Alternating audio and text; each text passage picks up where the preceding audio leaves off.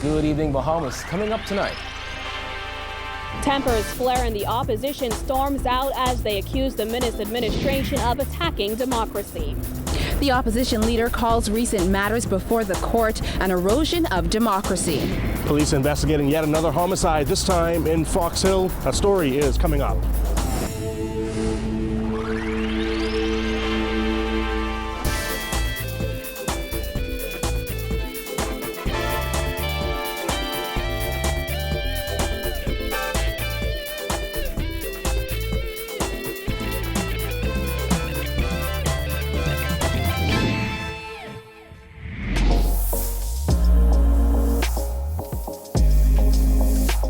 Our news is brought to you by Alive. Welcome to Our News and thanks for joining us. I'm Kyle Joaquin. Topping news tonight, former Urban Renewal official Michelle Reckley and 3 others are out on bail tonight after being slammed with multiple fraud-related charges in the magistrate's court today. The entire ordeal, which began yesterday, has gained national attention as the PLP rallied behind Reckley, calling it all political. We are in support of our people. That's why we're waving the flag. Waving flags and some in their election 2017 shirt. Progressive Liberal Party supporters came out by the dozens for the arraignment of 50-year-old Michelle Reckley, seen here in the purple sweater. Reckley, a known supporter of the PLP, is accused of defrauding the government of over $1.2 million between 2016 and 2018 through her role in the previous government's small homes repair program. She and 49-year-old James Hall, also of Grand Bahama, were hit with 6 counts of fraud by false pretenses. It is alleged that Reckley and Hall, with the intent to defraud the government, obtained payments up to over $200,000 at a time, issued to James Hall of Distinctive Builders for repairs made in the aftermath of Hurricane Matthew. Reckley is also accused of money laundering in the amount of $317,000. Police believe that she, being concerned with others, converted over $300,000, representing the proceeds of criminal conduct with the intent to conceal or disguise that property. Then there's the charge of extortion. Reckley was hit with 3 counts of that. She's accused of extorting James Hall and Christopher Simonet of $90,000 in total. But that wasn't all. Reckley was also charged with 2 counts of corrupt transactions with agents. She pleaded not guilty to all. As the charges were read, the many supporters in the courtroom sighed and gasped in shock. Former Prime Minister Perry Christie, his wife Bernadette, and even their daughter Alex were present for the arraignment. 58-year-old Christopher Simonet of Nassau in the blue long-sleeve shirt and 27-year-old Kyron Vincent in the khaki overalls were both hit with 3 counts of money laundering, totaling $1,255,000. Police believe the duo, along with another Freeport man who wasn't in court, transferred funds known to be the proceeds of criminal conduct to the account of Christopher Simonet. 27-year-old Stephanie Cawley in the green top was charged with 6 counts of money laundering as police believe she, knowing that Michelle Reckley at the time was engaged in criminal conduct, entered into an arrangement with her where proceeds of crime were concealed or disguised. Chief Magistrate Joyanne Ferguson Pratt then asked all 5, Reckley, Hall, Vincent, Cawley, and Simonet to stand and read them 2 additional charges of conspiracy to commit fraud.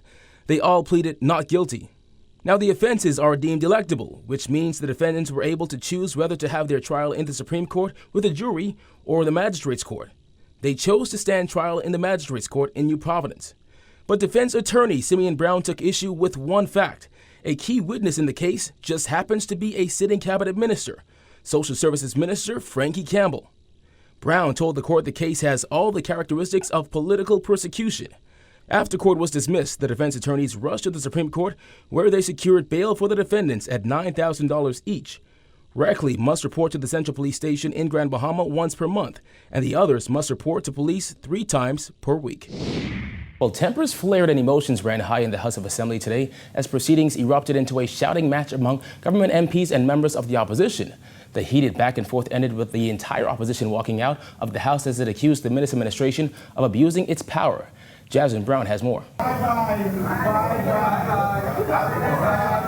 It was complete chaos in the House of Assembly as the opposition leader clashed with several members of the Minnis administration, prompting the speaker to call for the House to break for several minutes. What started off as a normal sitting of the House of Assembly quickly spiraled out of control, despite House Speaker Halson Moultrie initially admonishing MPs to do the people's business with a spirit of love and peace. But Davis was not having it. God's love reminds us that we should shun evil. and the very appearance of evil. The chaos erupted after the opposition leader tried to unload on the Minnis administration. I am satisfied that our democratic society is in peril, and it is a threat to democracy. It is clear that those opposite is not interested in opposition.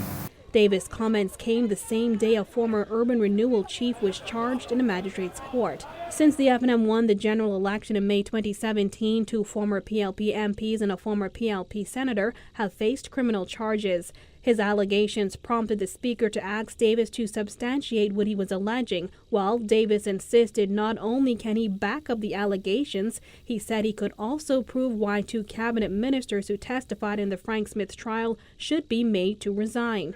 I could identify the PLPs. I could say what has been happening. Honorable I member. could say how ministers of this government Honorable member. who should be resigning now. Honorable member. Davis's comments prompted a huge shouting match with Mount Moriah MP and Minister of National Security Marvin Dames jumping up to defend himself as Prime Minister Dr. Hubert Minnis and St. Anne's MP Brent Simonet tried to calm Dames down.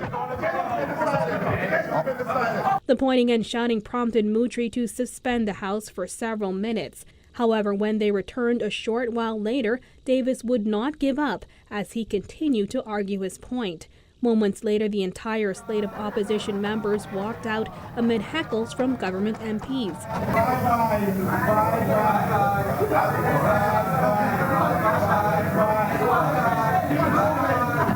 This is not the first time members of Parliament have stormed out of the House of Assembly this session. It was a fact that was not lost on the House Speaker. But I remember too clearly Valentine's Day of 2018.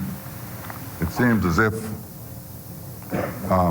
there was an attempt to duplicate the events of 2018. But we are moving this Parliament ahead. Reporting for our news, I'm Jasmine Brown. Well, once the opposition departed the House of Assembly, they gathered at its headquarters on Farrington Road to meet with party supporters who rallied behind the 4 MPs. Those MPs announced that they will not be returning to Parliament anytime soon. Gillian Gray has more. All 4 of the opposition members will be absent from the halls of Parliament. This, they say, is in protest of the tyrannical practices of the Minnis administration, which they say has eroded democracy. I announce with no pleasure that the PLP Parliamentary Caucus will boycott the House of Assembly for a period in protest to mark the seriousness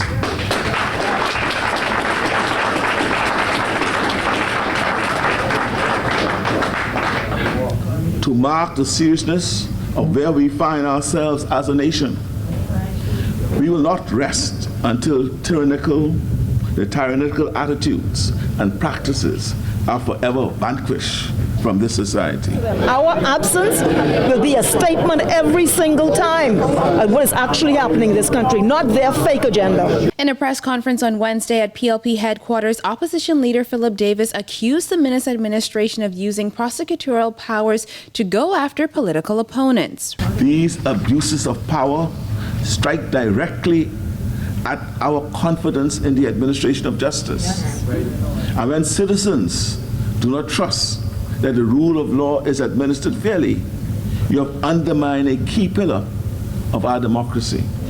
Or in fact, is that their goal? To send a message throughout the land that political opponents will be treated in this manner? Are they celebrating their abuse of power? What has the Frank Smith trial cost the taxpayers to date? Anglican MP Glenys Hannah Martin said her respect for the government is diminishing. The behavior I see, the hypocrisy I see, the maneuverings I see, it is causing me now to have utter alienation from their objectives and what they're doing. I think it's a very serious day in our country. I think Bahamians need to watch it, to be attuned to it, because it is not about PLP and FNM. It is about an individual who may be facing criminal charges before a court, and there is a question question about polluting that process where you have the weight of the law against you, and there's a question about political interference. Now again, there's no telling how long the opposition will boycott Parliament, but again, Davis said he knows it will send a strong message to those in power. Reporting for our News, I'm Jillian Gray. Thanks, Jillian. Well, despite introducing and amending financial legislation, the Bahamas has been placed back on the European Union's blacklist of non-compliant jurisdictions. Today, the Attorney General's office said the Bahamas ought not to have been listed and regrets this action by the EU College of Commissioners, adding that to list a country such as the Bahamas that has made outstanding progress in just over 1 year in addressing the anti-money laundering and counter-terrorism financing deficiencies identified in May 2017, together with wholly non-compliant, war-torn, or even rogue states, is disproportionate and inflicts harm and punishment on a people with no regard for their important reforms and improvements in their AML-CFT framework. The Attorney General said they will seek to reverse the EU's decision. Now, Shadow Minister for Finance Chester Cooper said he is gravely concerned by this news as the ever-changing goalpost is a blow to the sector. I am appalled by the consistent moving of the goalposts. Each time we do something, they raise the bar and ask us to do something else. I find this completely unacceptable, but our Bahamas and our industry is working hand in hand to ensure that we do all we can to defend against these threats to our livelihood and these threats against our industry and our country. Cooper also called on the Prime Minister to disclose the details of his recent trip to the EU. He must explain to the Bahamian people why there's been a failure in his negotiations and why we find ourselves on the list today.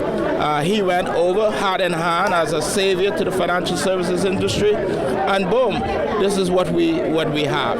So he must explain to the Bahamian people what went wrong and why his intervention failed. Golden Isles Member of Parliament Vaughn Miller calling for fair treatment for all who serve in the Minister administration.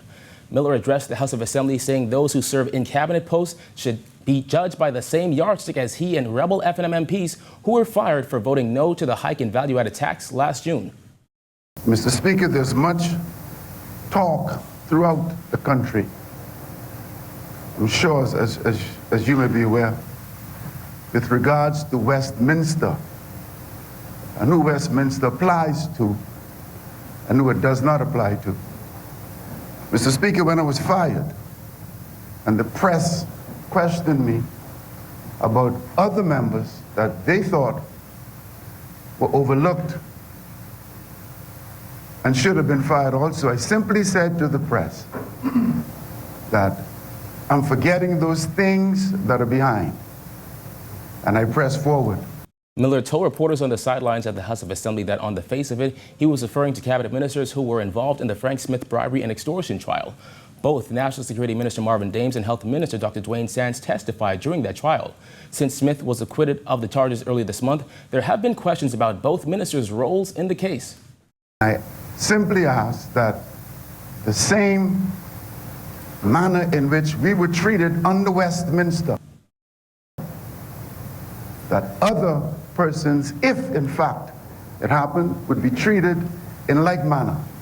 Miller then informed House Speaker Halson Moultrie that he planned on asking for the formation of a select committee on the Westminster system. Well, police found themselves investigating murder number 11 for 2019 when a man was killed near the Fox Hill roundabout. Jared Higgs has more. Following a weekend where police found themselves investigating 4 homicides, officers were called to the scene in Fox Hill behind a Chinese liquor store where a man who police say was known to them was shot and killed. After 8 p.m., police officers responded to Fox Hill, to the area of Fox Hill Park, after receiving reports that gunshots were heard in the area. As they were driving west on Bernard Road, they saw a group of people running from a vacant lot, which is just behind me. The officers made a check of that lot and discovered a man lying on the ground with injuries to his body. He was unresponsive at the time. We called an EMS who attempted to revive him. However, he was pronounced dead on the scene. Our news understands the victim is 46-year-old Richard Fowler, a father of 3 and the 10th of 11 kids. Our mother is presently bedridden, and she doesn't know that she lost a son. Fowler's brother, Tyrone Fowler, a former banker, says their 87-year-old mother will likely never know that she lost one of her youngest children. In her condition, it's not prudent to bring that to her attention. Police press liaison officer Superintendent Shanton Knowles wouldn't release further details on Fowler's history. He is known to police. However, the older Fowler brother says he was unaware of any run-ins with the law his brother may have had. He likes to raise a little bit of hell sometimes. Whatever Fowler's past may be, his 63-year-old brother says he'll be fondly remembered. Fowler's killing follows a bloody weekend that saw 4 murders in the span of 48 hours. Reporting for Our News, I'm Jared Higgs. Government has reached an agreement with the Bahamas Gaming Operators Association to increase taxes on the gaming industry and to collect the payment of back taxes. The new tax structure consists of a sliding scale gaming tax on net taxable revenue. Officials said in a statement effective January 1st, 2019, all licensed gaming operators will pay 15% on $0 to $24 million of revenue, and operators earning anything greater than $24 million will pay 17.5%. Based on the increased tax rate, the government is expected to collect approximately $35 million in taxes from gaming houses annually. Effective April 1st, 2019, a new tax will be introduced on all winnings derived from lottery bets. 5% will be paid on winnings $0 to $1,000 and 7.5% on anything greater than $1,000. This new tax is expected to raise $15 million annually in tax revenue for the government. Officials say all back taxes will be collected before the end of this budget year at the previous 11% rate. Still to come on our news, Parliament passes a resolution to convey government land to central bank, plus virtual classrooms closer to becoming a reality. Stay tuned.